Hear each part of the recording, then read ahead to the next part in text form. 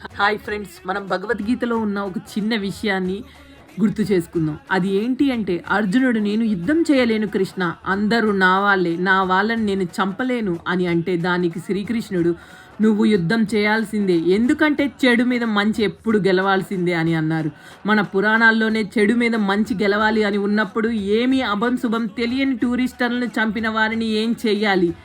కొన్ని వీడియోస్ చూసినప్పుడు చాలా బాధగా అనిపించింది. ఆ సంఘటన చూసిన వారు ఇంకా భయంలోనే ఉన్నారు. వారి కుటుంబాలు శోకసంద్రంలో మునిగాయి. ఇప్పుడు మన ప్రభుత్వం ఖచ్చితంగా అర్జునుడి వలె యుద్ధం చేయాల్సిందే. కౌరవులపై పాండవులు ఏ విధంగా విజయాన్ని సాధించారో అదేవిధంగా ఈ పాకిస్తాన్పై మన భారత ప్రభుత్వం విజయం సాధించాలని ప్రతి పౌరుడు కోరుకోవాలి. జై హిందుస్థాన్, జై భారత్ మాత, జై శ్రీరామ్. మన హిందూయిజాన్ని కాపాడటానికి మోదీ గారు ఎప్పుడు మన అందు ఉంటారు అని కోరుకుందాం.